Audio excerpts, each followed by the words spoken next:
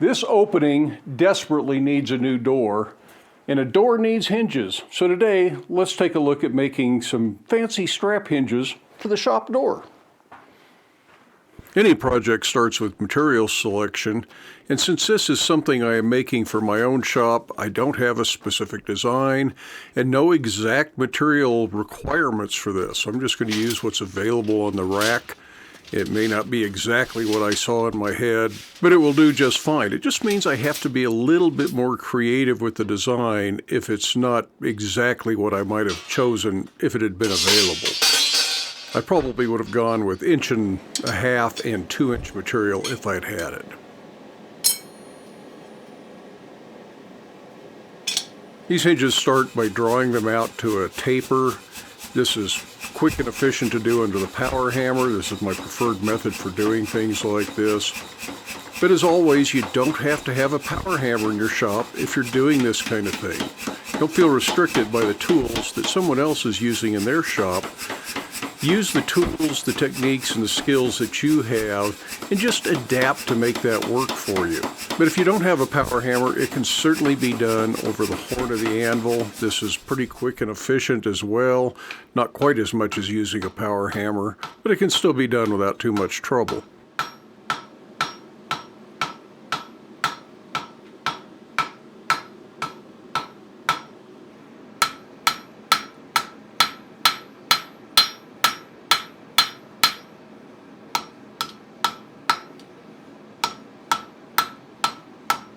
I do want to knock the corners off the edge. I don't like sharp corners on things like this. I also don't like to leave a factory edge that comes right from the steel mill.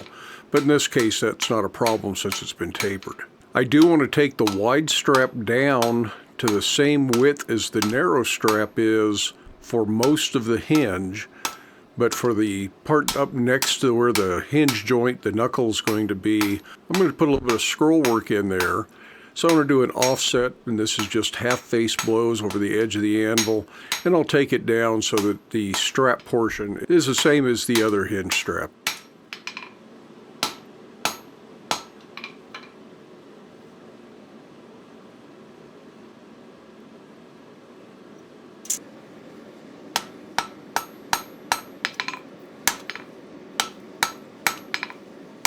The most important part of a hinge is the pivot point, the knuckle, whatever you want to call it. And I'm going to go ahead and show the entire thing on this one strap so you can get an idea of what I'm going through. Now this is taking longer than it might in some cases, just because I haven't made a hinge in a while. Certainly if you're making hinges out of thinner material, this goes a lot faster. But I also find that if I've been making hinges regularly for the last few months, I can do this in about 1/3 of the time is what you're going to see here, and I don't rely quite so much on this special swedge I've got. This is just a shop-made tool. It's essentially a scroll starter, but I made it specifically for doing 1/4 inch thick hinges with a 3/8 hinge eye. So it's sized just for this material, and I was doing quite a few hinges in this size range at one point in time. It is a bit of a crutch, and it's not something you need. You don't have to have anything like this, but it is handy, and it helps get the end of the eye tucked in nice and cleanly.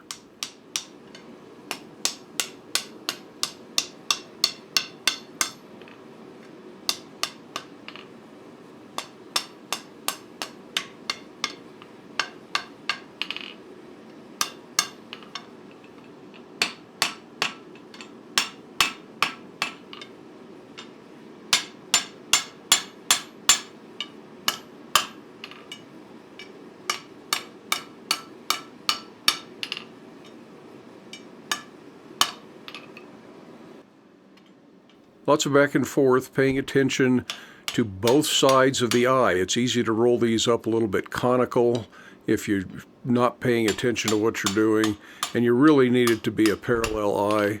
Now the pins I use for sizing the eyes are made out of S7 tool steel. It's a really good steel for this. I buy drill stock that is exactly the size I want it. In this case, this is 3/8 diameter. And by doing it hot, it's going to shrink a little bit, so it'll be slightly under 3/8 diameter. And I'll discuss that before the end of the video and how I deal with the fact that it's going to shrink up on me.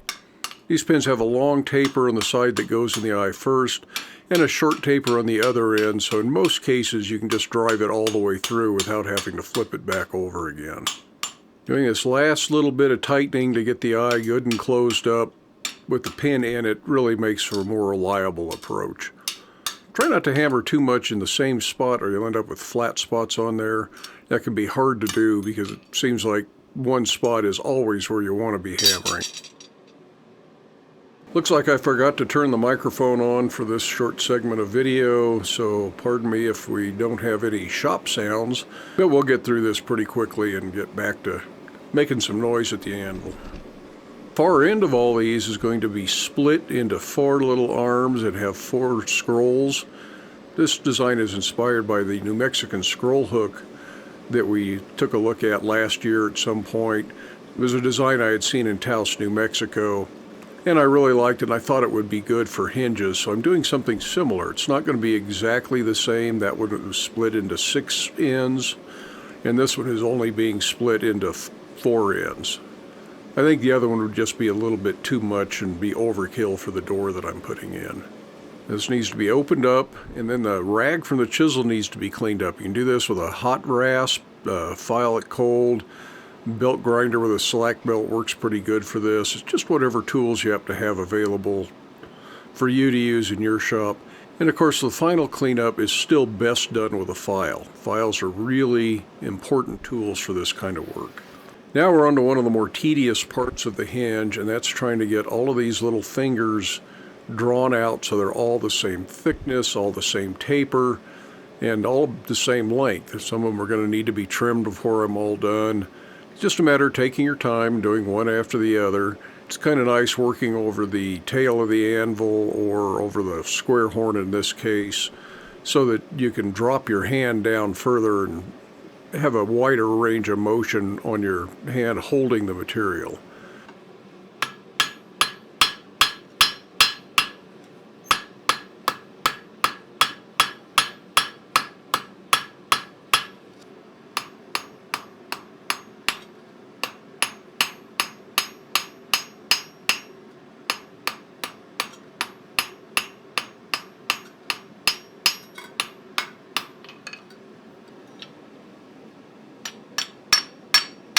The bridge tool really helps so you can get in between the fingers, and it allows you to draw things out without having to bend them around quite as much as you do otherwise. I think this might be made out of a section of old road grader blade. I'm not exactly sure. It's something I made 20 or 30 years ago, and I don't remember exactly what I used for it, but it works pretty well.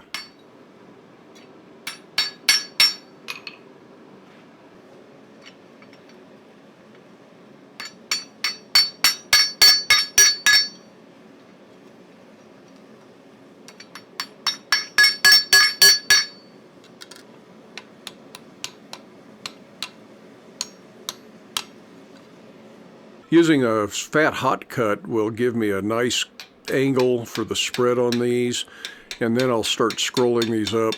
Again, this is kind of tedious. I don't think I'm going to show the entire process. One heat looks about the same as the other. I have no idea how many heats I took to actually do this. Probably a dozen or more. These cool off really fast. You got to keep going back to the fire. But with persistence, it can be done. This little pair of scrolling pliers, I think Blacksmith Depot sells those if you're looking for something like that. I don't have any kind of an affiliate link or sponsorship, anything like that. But if you're looking for a pair, that's the place I'd look first.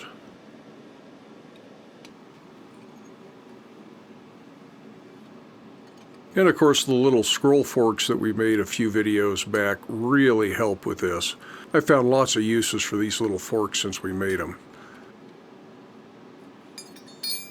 But sometimes a hammer is still the best tool.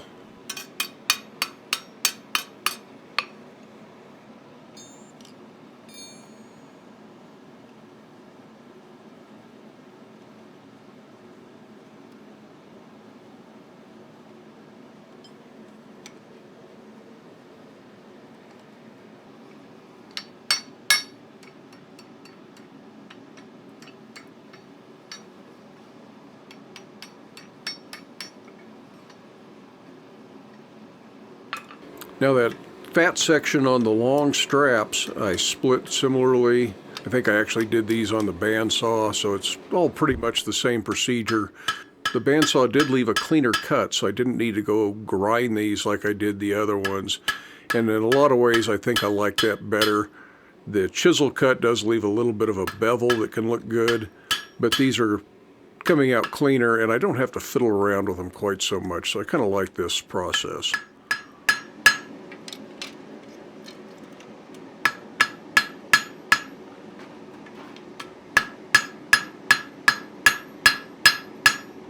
This entire project, the door, the hinges, represents a bit of a shift for me going into the new year. This is the first video of 2025, I believe. And one of the things I want to try to accomplish this year is more of the projects that I see in my life, or in our life, for my wife and I. We have things in the house I've been meaning to do for 5, 6, 7 years and just haven't gotten around to, because my priority has always been customer projects and videos just for the sake of getting videos out. And I'm going to try and shift into making those projects that I really want to get done and things that we need in our house. And this hinge represents that. I needed to get that door up, and I really wanted to make it something special. I didn't just want to put it up on commercial hinges like the old door had been. I wanted to make this something that really represented my work and who I am as a blacksmith and as a woodworker, because I am building the door down in the wood shop. Doing more of my own personal projects also means that there may be fewer videos here on Black Bear Forge as 2025 goes on, because I'm going to put more time and more effort into each video. I've been working on these hinges off and on for a week and a half, and I've been working on the door on some of those other days. Plus, being winter just means I don't get to the shop quite as much. So it does take a little longer to get everything done and to video it all. But by not taking time away from projects like this to make just a short, simple video, just for the sake of making a video, I think we can look at some better projects, some higher quality work. I can express my own creativity, and hopefully I'm encouraging you to do the same. I really want to inspire you to get out and try and do things that are maybe a bit more of a challenge and represent your best work. I don't know if these hinges are necessarily my best work, but they are certainly the fanciest set of hinges I have ever made, and perhaps the most fiddly set of hinges I have ever made. So I'm really enjoying the process. I really like doing things this way. And I hope you'll stick around and watch all the videos that I have planned this year, not only here on the Black Bear Forge channel, but on the other channel, the John Switzer channel, which is where the woodworking, home improvement, construction type projects are all going to be. And I have lots of those that are going to keep me busy this year.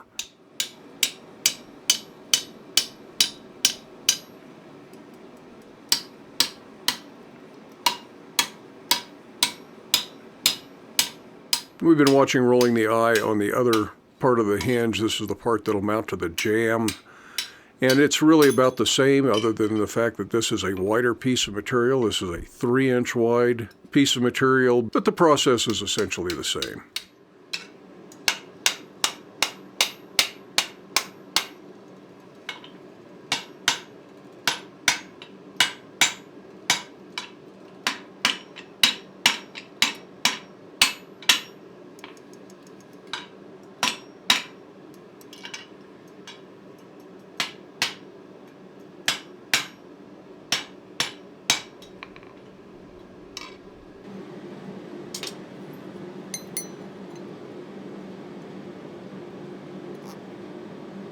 Once I have the eye rolled, I'll let that cool down and I'll lay it out for a decorative end on it. And I'm going to go with a kind of a 3-lobed end and a little bit of the scroll work. So this will have a unique element to it, and also an element that complements the main strap of the hinge.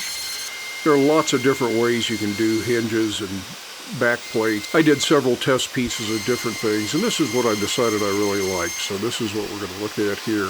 All roughed out under the bandsaw. After that, it's going to need a little bit of grinding to clean it up some. But as always, files are going to be the way we do this in the end. This just has two little scrolls, one on each side, so it's a lot faster than the 4 scrolls on the long hinge. This back plate is the one that will go on the 2 longer straps. The little shorter strap that I did not put the extra scroll on will have something different. And I'm not going to look at making that. I think you'll be able to see how it was done in the photos at the end of the video, and we show the close-ups of the finished project. So we're just going to look at doing this one. But in reality, it's the same stuff we've been looking at so far, just done on a different piece.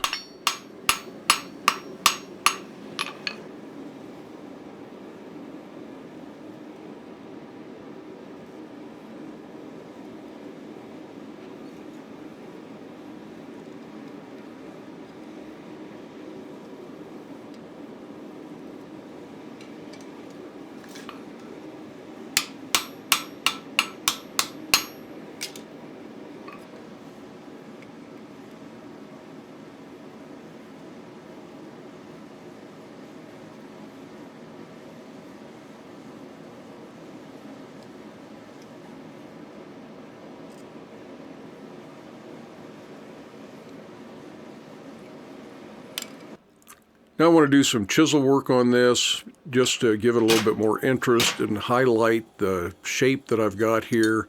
You certainly don't have to do this kind of work, but I think it's the kind of thing that takes work from being kind of average to being a little extraordinary and really can elevate your work and develop some skills you might not have without really costing a lot. Most of the chisels you can make yourself.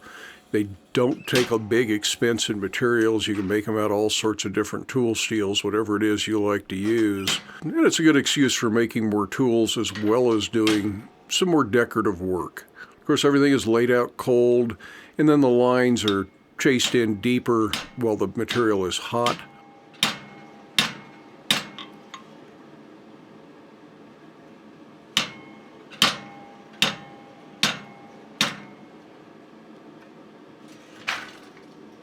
And on these lines, I'm going to come back with a butcher tool. This is kind of a single bevel tool. These are straight side on one side, a bevel on the other side. And this just gives the piece a little bit more depth and make it look a little bit more three-dimensional than just the plain chisel line.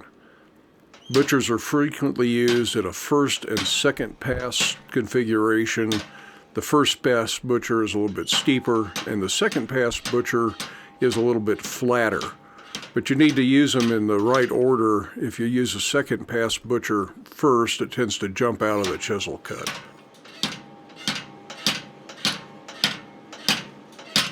On these tighter curves, I have to use a very narrow set of butchers just so I can scribe that circle. The big wide one would not follow around that circle, but it's real easy to drive these too deep, so you got to be real gentle doing this. Even working down to a black heat or finishing it up cold can leave a smoother finish.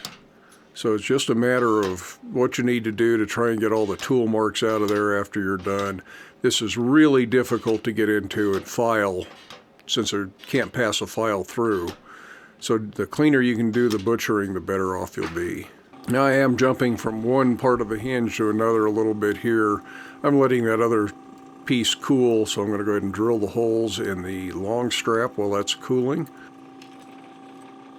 And I'm just lightly deburr these. I'm going to use round head wood screws on these, and I think they look the best in this particular situation. They kind of remind me of rivets, and they add a bit of a decorative element versus just a regular flathead screw. A little bit more chisel work just to do something in the middle of the strap. Again, not strictly necessary by any means. It's purely aesthetic, but I think it adds something to the work and is just another place for some self-expression. Remember, blacksmithing is art, and it's okay to express yourself in your artwork.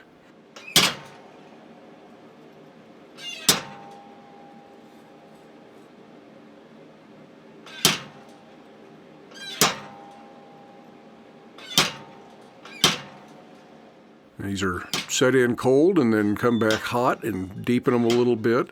Francis Whitaker always said, if you're going to make a mark, make it deep enough for people to see. I'm putting my touch mark and the year on these. That's something I'm going to start doing this year. I've always thought it would be a good idea to put the year that work was done on there, both for my own record and so people don't ever pass it off as an antique. I don't want anybody trying to sell these as a 200-year-old set of hinges in an antique store someday down the road. So I think putting the year 2025 on there is worth the effort to do. At least on the more unique work. I don't think I would do that on all my work. But on things like this, I'm going to try and get in the habit of putting the date on there. I just ordered a stamp from an industrial supplier that had the date. Filing things clean is one of the best ways to get everything shaped just the way you want it. And then I'm going to cut the knuckle out on this. I'm going to cut it on the little portaband. I can't turn a tight enough corner to clean all this out perfectly flat, but I can kind of nibble away at it a little bit.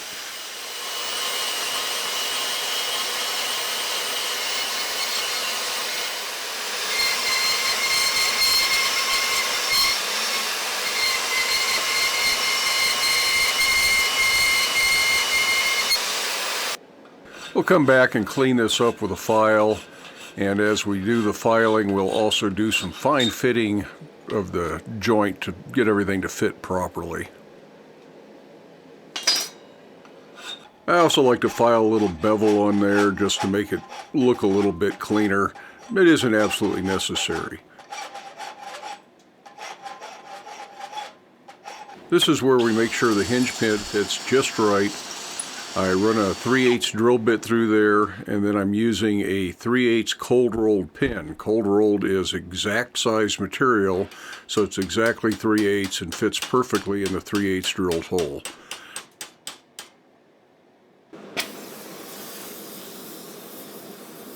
Using a torch, I heat the end of the rivet head. I don't need the whole thing hot, so I don't want to put it in the forge, just need a little tiny bit of heat.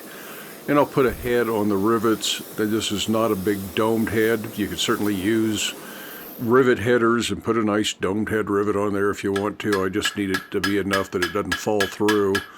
You could also make something really big and ornamental if you wanted the rivet or the pin to be part of the ornament of the hinge.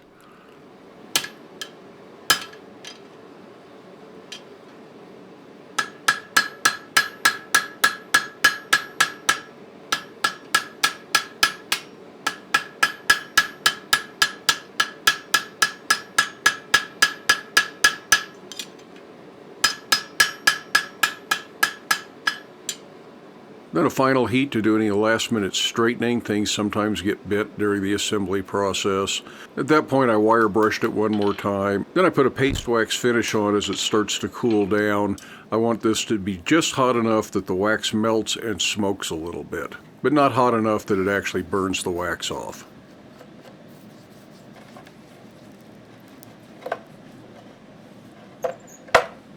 And there is a set of strap hinges completed. These are a little bit over the top, fancier than most doors need. The fancy stuff doesn't help hold the door up any better. But it's a chance for me to express some creativity, try some things out that I've seen in my head and I haven't had a chance to do, and do something that probably I don't have a customer waiting to pay me for. And I really enjoy doing these projects. Plus it makes the shop a more enjoyable place to be in when I have more of my own work on display here in the shop. So I'm really glad that I got a chance to do these hinges. I'm going to enjoy having them in. Problem is, the door still isn't finished. So I'm not going to be able to show these on the door, or at least not on the door hung up in place. I can show them on the door down in the basement wood shop. But once the door is done, I'll get these on there. And there'll be a video over on the John Switzer channel, which is where I'm leaving most of the woodworking stuff now, that covers the building of the door itself. I want to thank each and every one of you for stopping by and watching the videos. If you haven't subscribed already, I'd really appreciate it if you'd subscribed. I'd love it if you'd hit that like button. Those things really do help make a YouTube channel successful. I'd also like to give special thanks to my channel members and my Patreon patrons who help make these videos financially viable for me to do and take the time to video these projects. Channel members generally receive early access to the videos a day or two early. And Patreon patrons not only receive early access, but they receive the videos ad-free. So if you don't like the ads on the videos and you want to see them a day or two early, maybe Friday or Saturday, instead of waiting till Sunday morning, Patreon is a great place for that. But again, thanks to everybody for watching the videos. I hope you have time in your day to get out to your shop, make something, but stay safe, wear your safety glasses. We'll see you for the next video.